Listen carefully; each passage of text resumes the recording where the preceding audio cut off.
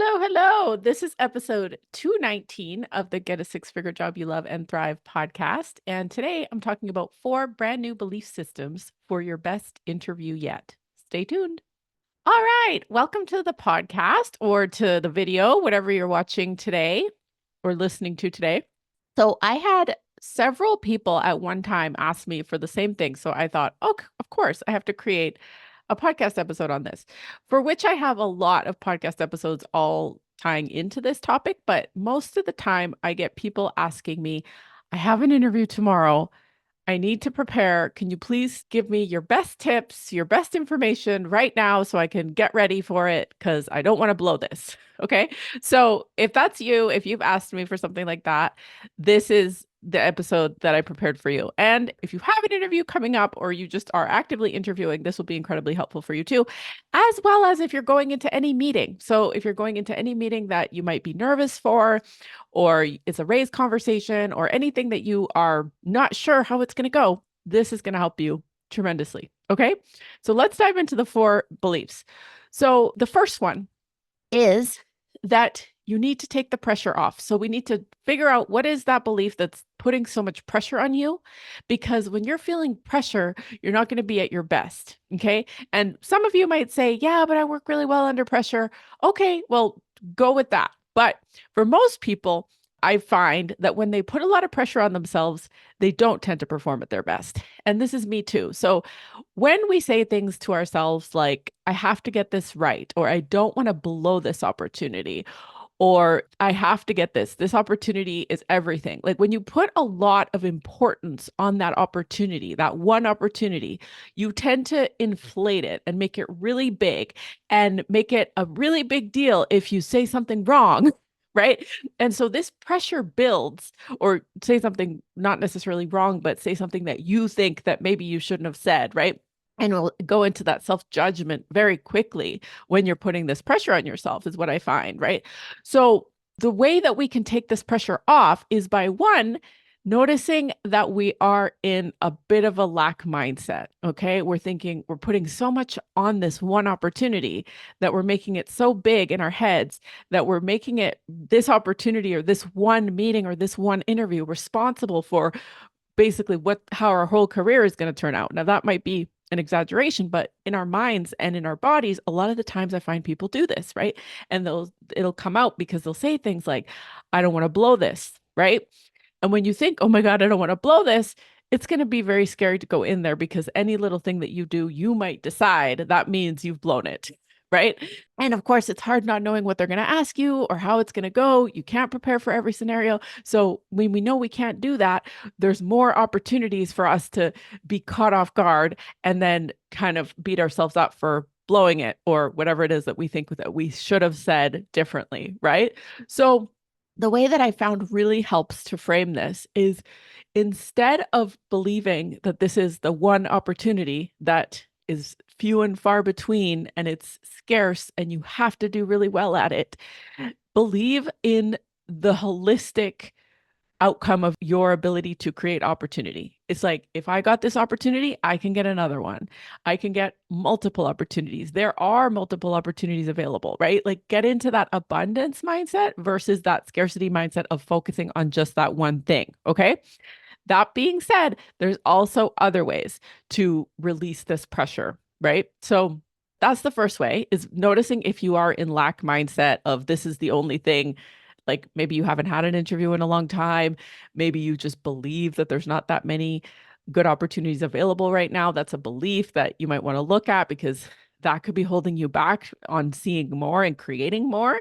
And also just having that mindset of, I got to get this right. Like there is a right and wrong. And if I don't get it right, meaning if they don't approve of me, if they don't like what I say, then I've done it wrong. That is like a very black and white mentality that will also not have you showing up as your best, not showing up as your most confident, real self. Okay. So that's the first thing. We want to switch that. I don't want to blow this anxiety and pressure and nervousness into, this is just one of many opportunities that I'm going to have in my life. And I'm going to do my best at it, but it is just one of many. Okay. So that could be one way to take off that pressure. The second thing I want you to focus on is how you're feeling, right? So, the first one, just so that we show how it's a belief system, is believing that there is an abundance of opportunities at any given time. Okay. And if you're not believing that, notice that and notice how that lack mindset and that lack mentality could put a lot of pressure on you for this one opportunity. Okay. Secondly, what you are believing about yourself that will lead to how you feel, how you react, how you respond to unexpected things, and how you perform, for lack of a better word, for how you show up in the interview. Because I don't really believe in the whole performing thing. I believe that we are having a conversation, right? It's a dynamic conversation between two people, and it's not about performing. So, the how you feel about yourself, what you believe about yourself. Okay. So, if say there's two different people, right, or two different mentalities, one person might be having some self-doubt around themselves, right? They might be like thinking, there's a lot on this job description that I don't match the boxes. I'm not really sure I can do this. Maybe they're thinking this role is a little bit above my abilities. Or you could be thinking, same circumstance, same role, could be thinking, yeah, but of course it's above my abilities because that's how you create success is you go for things before you're ready for them. You got this interview for a reason. It's normal for you to create success by going for things that you're not necessarily ready for. Because if we wait to be ready for everything, then we'll never do the thing, right? Because we always want to be more prepared with more certifications, with all the information. And that doesn't ever really happen. We learn as we go. We don't actually learn like we were taught in school where you have to study everything and then write the test. That's not really how it works in the real world. We work in a different way. We learn and then we make mistakes and then we learn from those mistakes, right? We learn and we learn way more from our mistakes than we do from our successes. So, your belief about yourself, if you have any self doubt whatsoever, if you have any anxiety around maybe not being good enough for the role, not being able to perform in the role, maybe you have some anxiety about being overqualified and being told that you're overqualified. It could go either way, right? You want to shift your belief into something more helpful, more useful. And some suggestions for that might be I'm in that interview for a reason. There are things that I can contribute here that can be incredibly useful for them. And I'm here to discover what those are. Okay. So the purpose of the interview is to get a feel for whether or not you can help them, whether or not you want to help them, and whether or not they want you to help them. Right. So it's like it's finding a match, it's sorting, it's not performing. Okay. It's sorting. So, like when we're dating, we're just sorting out who's a fit for us and who's not. Right. So, that's another really good belief you want to have about interviews and about yourself. Right. And a solid belief that you can never go wrong with is also, I will always figure things out. I can always figure it out. Okay. So that's number two. Number three is your belief about what's necessary to prepare for an interview. So this is going to be different for each person, right? Some people are going to like if you've never interviewed before in your whole life, then you might want to go through some great stories, some vulnerable stories. I have in my program, I talk about two kinds of stories, the ones that are, the hero where you're winning and the ones where you are vulnerable, where you're not winning, and then how you came out on top of that and who you are in those situations, right? So if you've never interviewed before in your life, you might want to prepare some of those stories and know what you're going to say for them, right? Just roughly know what you want to talk about and be excited about what you want to share with them. And then if you have interviewed and you know those stories and you've talked about those stories a lot, then you don't need to prepare those so much, right? You want to be able to trust that you know your shit. So you can bleep that out because I don't normally swear, but in this situation, it just felt like natural. So when we're talking about ourselves, we want to have the confidence and the human ability to just know that we know what we're talking about. And when we don't know, having that be okay, right? And so that allows space for a dynamic conversation where you don't have to know everything they're going to ask you because you're okay either way, right? And you're there just to have this conversation and curiously discover what it is that they need from you. Okay. And whether or not you can and want to provide that. Okay. As far as research goes and preparation, this is something that you can definitely do. And that is research the company itself, research the people that you're interviewing themselves or interviewing you, right? And that you're interviewing as well. Definitely, you can do that. right? Because let me ask you this. If, say, you were going to take somebody on a date, okay, and you showed up to the date and you were just like, you didn't know really anything about them, okay? Maybe you just know that they physically are attractive, but you didn't know anything about them, okay? You just show up and you're like telling them about all this stuff and you're like, okay, let's go here, let's do this. And you're kind of winging it, but you don't really know them at all. You don't know anything about them. Now, this might be fine, right? It might work out. The chemistry might be there. It might be great. Or if you looked into them a little bit, you found out maybe what kind of food they like. You found out maybe what kind of experiences they like or what they like to do. And you planned a date for them based on that stuff, right? So maybe you said, hey, I know you like Italian food. So we're going to this Italian restaurant that's just opened up that I think you'll really enjoy, right? That's something that now you know about them that you can then talk about and offer to them, right? Or you might say, hey, I know you really love skating. So I booked some skating for us to go do because I know that you really like that, right? Maybe you asked some of their friends, or maybe you looked into it and you found these things out, right? So that's going to be a very different date than if you hadn't looked into them, right? And I'm not saying you have to do it every time, but I'm saying that in these interviews, you can actually make a difference by knowing more about them and being able to speak to things that are interesting to them that they like. So if you're the person who's being taken on the date and the person shows up knowing what food you like and knowing what activity you like, you might be really impressed, right? You'd be like, oh, this person did their research. Oh, great. I'm excited, right? So that's the difference between not preparing, like figuring out what they like, what they want, what their goals are, as much as you possibly can. And if that information is not available, ask them in the interview. You can ask them things. One question I love people to ask at the beginning is, hey, what stood out to you about my resume and my experience?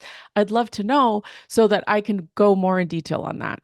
Other questions are, what would absolutely blow your mind for me to accomplish in the first 6 months if I were to be hired, of course? What are your priorities right now? What are you mostly putting your focus and time and effort into, right? You can ask these questions in the actual interview, and then you can have things to speak to after that. So you can speak to these points, right? Instead of just preparing on your own in a cave, not knowing, and then you just come up and share information, but maybe it's totally disconnected to what they actually need and want, right? So you're totally able to ask. Okay. So that's number 3. And then 4 is the detachment. Okay. So this is the part that my clients find the hardest. We need to detach from the outcome. We need to detach from what that particular person decides or what that particular company decides, whether or not they hire you or not, right? That is not your business. It's not your business what they decide. Your business is to show up in your most authentic self. Now, I know that sounds cliche. It's like, yes, I know that. I've heard that before. Yeah, yeah, yeah. But it's like if you are energetically attached to the outcome, that repels. Okay. So let me give you an example. This is another dating example. So when I was dating my partner and we had discussed moving in together, but it hadn't been finalized yet and I didn't want to push it. So I was like, my mentality was I'm going to wait till he's ready because he had his heart broken like the soonest. I felt like he was the most fragile emotionally. So I was like, I'm going to let him like take the lead on the speed of this because I don't want to push him. And I could tend to be a bit pushy. I knew that. I'm just like, I could tend to be like, okay, let's go. Like, let's move this along. So I decided, and I knew that that pushy energy would just repel him, right? So I said to myself, you know what? I want him to ask to move in together. I want him to move it forward. But if he doesn't want to, that's okay. And hey, you know what? If he doesn't want to, that's okay. Maybe someone else will come along and I'm happy for whatever the outcome is. Like I knew that my outcome was to have a long-term committed relationship with someone who I really loved and was really good to me. Whether that was him or not, I wasn't attached to that, right? I was like, I really wanted it to be him and I thought it was him, but I wasn't going to do that attached because like pushing him to like be like, okay, come on, like when are we moving in, right? Was attachment, right? So I wasn't going to do that. I was just like, okay, you know what? I'm just going to let him like come to it when he's ready and he'll make the decision. And then, and if something else comes along in the meantime, then I'm open to that, right? Like if he takes forever, if he was taking like 2 years to move things forward and I was just like, okay, I'm ready for this, I was going to be open to whatever else was there, right? And that energy attracted him to want to come in and want to say, okay, I think I'm going to put in my notice to my landlord. I've been here for a year. So he was like, I'm going to put in the notice at this time. And then I'm going to give him these like a month's notice. And then I'm thinking that we can move in together. Right. It's like that energy attracted him. Right. Whereas if I had been pushing and been like, okay, like, what are you going to give your notice? When are you going to do this? Like, he would have probably been like, that's not attractive energy. Right. So that applies to a job as well. It applies to being hired, it applies to everything, right? So if you decide you're like, that's the job I want, I have to get that, and then you want to call them and you want to keep following up and you want to keep pushing, that is attached energy. And even if you're not doing that, like you don't allow yourself to actually do it, but you want to notice yourself in that attachment energy. So you want to, again, coming back full circle from the first point, you want to come into that belief of there are abundant opportunities. I like what I want is inevitable. I'm getting that anyway. How it comes along is not my business, right? I am just here to enjoy, to show up, to be me, right? My only job is to be me, okay? Be me at my best and be more of me at my best, right? And so that is the secret. We have to detach from the outcome, but we are committed to the end result, right? It's just the how in which that happens is not our business, okay? So detaching from each particular thing. I have another really great episode called, I think it's called Attachment versus Commitment or something like that. And it talks about how when we're networking or when we're interviewing, the mistake a lot of people make is attaching to that particular person, like wanting something or wanting to get hired by that particular person or organization. And that attachment is what repels things, right? But the holistic goal that we have to get hired by an organization who is high value and who pays us the amount that we want to get paid and who is like has the culture and the environment that we want, right? That is still the what. And that doesn't change, right? We don't change that we want that, and that's our desire, and we're going after that. We just don't attach to each individual thing that might be that along the way, right? That's the difference. So let's recap. Okay. So the first belief is taking the pressure off and intentionally cultivating a belief that will help you to take that pressure off. So some of the examples I used are you can't mess it up with the right person. You can't mess it up with the right company. Okay. So even if, like, I'll give you an example. This is actually, this is not so much a recap, but it's a new thing, but that's okay. I will do the recap. I had an interview with one of the companies I worked for 5 years, and I ended up on a tangent talking about my old boss, and I started kind of talking a little bit badly about her by accident. I saw myself doing it. I found myself doing it. I backtracked, I stopped it, and then I moved on, but it didn't kill the interview vibe because the interview was going so well that they just heard what they wanted to hear. They had already decided, they already had a great experience so far. So just because I was saying some things that I saw myself saying and were like, oh, I wouldn't want to show up like that again once I noticed I was doing it, it didn't matter. And if you follow my newsletter on LinkedIn, I had some really great posts about how people make decisions, how people use their subconscious to make decisions, and how then they back it up with logic, right? And so what happened in that situation was they had made their decision, they were backing it up with logic, and they were just filtering out what they didn't want to hear or what wasn't relevant to them as far as backing up, making the decision to hire me. So that was a little tangent. But anyways, so first belief, you need to calm down and you need to take the pressure off yourself. Okay. So some ways to do that are to tell yourself different things. So instead of telling yourself, I need to get this right, I don't want to blow this, I have to get all the answers right, assuming there is a right or wrong. Instead of that, you want to open up and be curious and useful. So you want to be like, hey, I wonder how I can help them. I wonder if this is going to be a match, and just treat it as a sorting exercise, right? Treat it as I'm just seeing if this is a match or not. And there's an abundance of opportunities around me all the time. I got this one, I can get another one. Okay. So going out of that lack mindset and into that abundance mindset around opportunities. Okay. We have the internet at our fingertips. We can reach out to so many people. We can connect with so many people. Like it's incredible. We never have a lack of opportunity, okay? And if our brain tells us that we do, that is a lie, okay? And it's not helpful.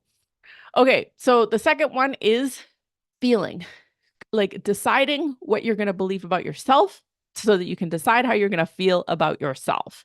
And that's going to be a foundational belief. So, choosing foundational beliefs that will support you in the interview and allow you to show up how you want to show up. Okay. So, those would be things like I always figure it out. I don't have to know all the answers to win this interview. I don't have to know everything. There is no right or wrong answer. This is simply a conversation. This is just a meeting. This is whatever helps you feel more relaxed. Okay.